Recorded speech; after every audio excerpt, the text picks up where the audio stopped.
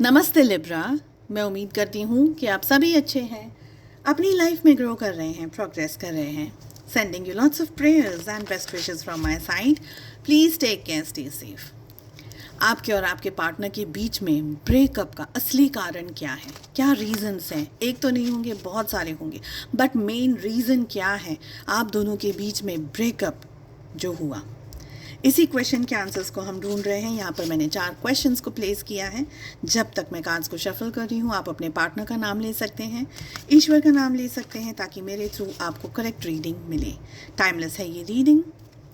इसी के साथ साथ ऐसी बहुत इंटरेस्टिंग रीडिंग्स को देखने के लिए आप मुझे फॉलो कर सकते हैं, सब्सक्राइब कर सकते हैं। और अगर दूसरे सोशल मीडिया प्लेटफॉर्म्स पे आप मुझे फॉलो करना चाहें, जहां पर short stories, reels, messages, guidance में अपलोड करती रहती हूं, अगर आप अपने लिए पर्सनलाइज टैरो रीडिंग बुक करना चाहते हैं, सारी लिंक और मेरा व्हाट्सअप नंबर आपको इसी वीडियो की डिस्क्रिप्शन बॉक्स के अंदर मिल जाएगा। चलिए लिब्रा, क्या है वो मेन कारण, मेन रीज़न आपके और आपके पार्टनर के बीच में जो ब्रेकअप हुआ उसका? आपके पार्टनर की करंट फीलिंग्स, एनर्जीज आपको लेकर के क्या है?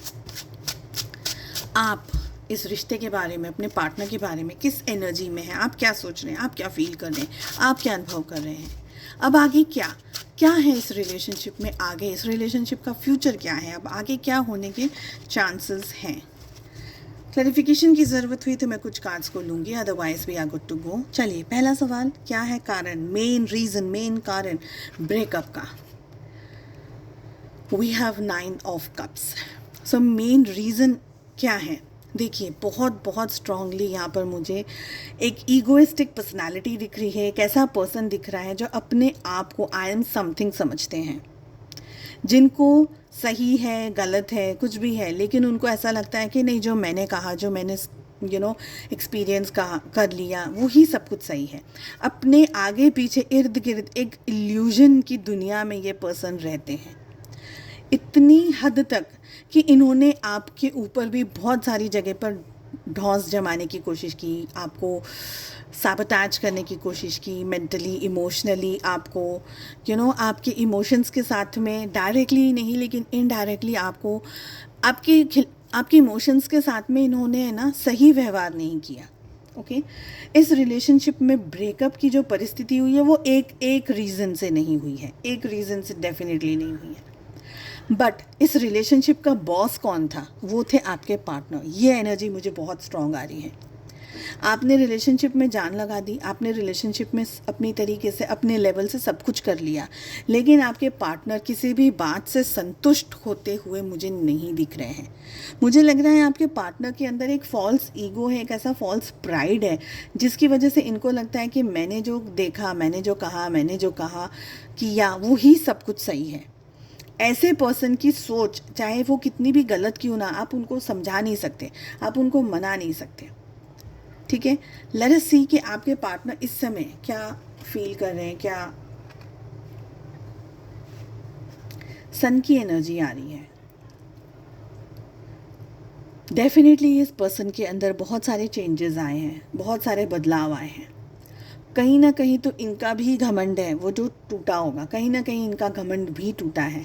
और अब इनको ये रियलाइज़ हो गया है कि ये रिलेशनशिप में बहुत सारी जगह पर गलत थे या थी। ओके, गलत थे।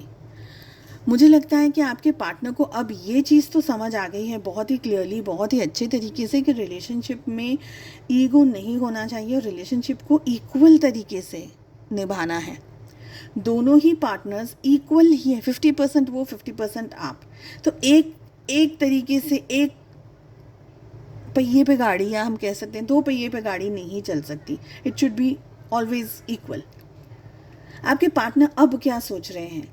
आपके पार्टनर के अंदर बदलाव आए हैं, चेंजेस आए हैं। अब ये पहले की जो पर्सनालिटी थी इनकी, ठीक है, नार्सिसिस्ट जो पर्सनालिटी थी, टॉक्सिक जो पर्सनालिटी थी, उससे बहुत सारी जगह पर चेंजेस आए हैं। मुझे ये भी एनर्जी आ रही है, हालांकि ये क्वेश्चन मैंने नहीं प्लेस किया है, बट एनर्जी ये भी आ रही है कि कोई एक ऐसा रीज़न है जिसकी वजह से किसी सिचुएशन ने, किसी पर्सन ने इनका भी ईगो तोड़ा है।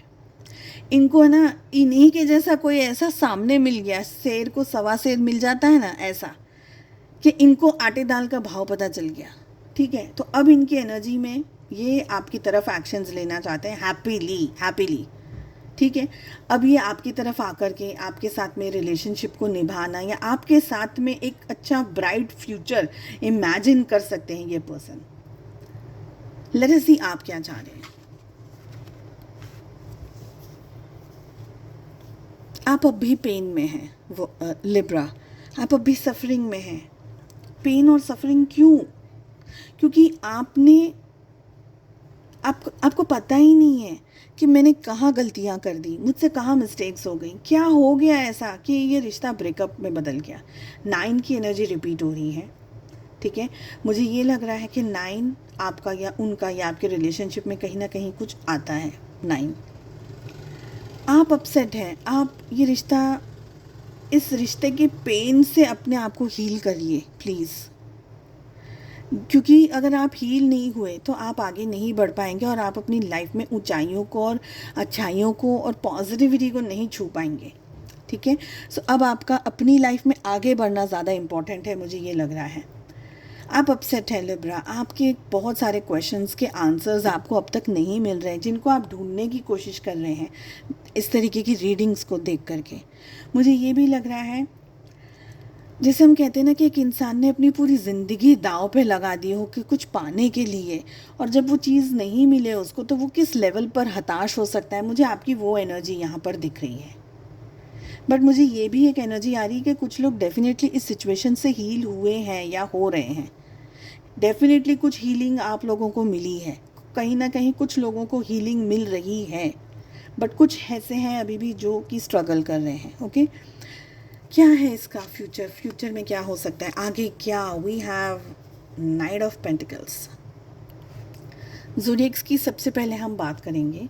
यहाँ पर मेरे पास में आ रहा है कैंसर, स्कॉर्पियो, पाइसिस, कर्क, वृश्चिक और मीन राशि, ठीक है। We have Taurus, Virgo, Capricorn, वृषभ, कन्या, मकर राशि। We have Gemini, Libra, Aquarius, मिथुन, तुला और कुंभ राशि, ठीक है। सबसे ज़्यादा इन्हीं की एनर्जीज आ रही हैं। अब आगे क्या? अब आगे इस रिलेशनशिप के अंदर एक बैलेंस मुझे दिख रहा है।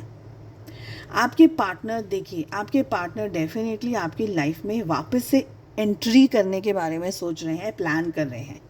आपको ये चीज़ डाइजेस्ट डेफिनेटली नहीं होगी, बिकॉज इतना सब कुछ हो गया है। आपको लग रहा है कि क्यों ऐसा, क्यों ये, क्यों वो, क्यों, कारण क्या है, ये वो सब आपके मन में बहुत सारे सवाल हैं। बट मुझे लग रहा है कि आगे जो फ्यूचर है उसमें मुझे दिख रहा है कि आपके पार्टनर आपकी लाइफ में एक मैच्योर्ड पर्सन की तरह आएंगे। ऑफकोर्स बिलीव करना थोड़ा सा मुश्किल है, क्योंकि यहाँ से यहाँ पर स्टोरी आई है तो बिलीव करना मुश्किल है। बट ये एक इम्पल्सिव बिहेवियर वाला व्यक्ति नहीं है। अब ये बहुत ही वाइज हो गए हैं, क्योंकि मैंने जैसे कहा शेर को सवा शेर मिला है तो कहीं ना कहीं खुद टूटे और सीखा है बहुत कुछ। तो यहाँ पर डेफिनेटली ये पर्सन मैच्योर्ड है, ये आपको संभालना सीख जाएंगे या आपके क्वेश्चन के आंसर्स देना सीख जाएंगे। स्लोली एंड स्टेडीली चीज़ें होंगी, एकदम नहीं होगा। अभी इस समय की अगर बात करूं तो इन्होंने अपना मन तो बना लिया है, बट अभी भी इनके कुछ ऐसी चीज़ें हैं, कुछ ऐसी सिचुएशंस हैं कि ये डिसीजंस लेने में थोड़ा सा स्लो एनर्जी के अंदर है, वक्त लग रहा है। वक्त इसलिए लग रहा है क्योंकि कहीं ना कहीं इनको पता है कि घाव बहुत गहरे दिए हैं, ज़ख्म बहुत गहरे हैं। इतना जल्दी उनमें से उभर करके आपका इनको एक्सेप्ट कर लेना इज़ नॉट एक्सेप्टेबल, ईजी नहीं है। तो ये इस फिराक में है कि सही समय आए, अच्छी समय आए, और ऑफ कोर्स हिम्मत भी जुटा रहे हैं थोड़ी। देखिए, जब जिस व्यक्ति को पता है कि मैंने बहुत गलतियां करी हैं तो उसको हिम्मत, हमको लगता है कि इसमें कौन क्या है, बता दो, कह दो, अपना दिल की बात कह दो, अपॉलॉजी मांग लो। हमको ये लगता है कि हाँ ठीक है, बोल दो क्या है। पर जिसने किया है ना, बहुत बहुत बहुत ज़्यादा फ़र्क पड़ जाता है सामने वाले की ना। आधी उम्र से ज़्यादा मैंने देखा है कि उम्र निकल ही जाती है बस वो अपॉलॉजी करने में। तो वेट एंड वॉच की परिस्थिति यहाँ पर दिख रही है। पर डेफिनेटली आपके पार्टनर आपकी तरफ अप्रोच करते हुए मुझे दिख रहे हैं। डेफिनेटली ये पर्सन आपकी लाइफ में वापस आएंगे, क्लैरिफिकेशंस देंगे, क्या हुआ, क्यों हुआ, माफ़ी मांगेंगे, ठीक है। माफ़ी मांगेंगे इसका मतलब ये नहीं कि आपके पाँव पकड़ेंगे, आपके पाँव दबाएंगे और ये बोलेंगे कि ओके गलती हो गई, नहीं। हाँ, एक बार कह दिया, 2 बार कह दिया, इससे ज़्यादा नहीं। कहीं ना कहीं उनका जो नेचर है ना, वो पूरा का पूरा बेसिक जो बेस नेचर है, अंदर की जो कोर एनर्जी पूरी की पूरी नहीं बदली है, बट समवेयर चेंजेस डेफिनेटली हैं। चलिए, आई होप आपको ये रीडिंग पसंद आई। I wish you all the very best. हम मिलते हैं अगली रीडिंग में। अपना ध्यान रखिएगा। Take care, bye bye.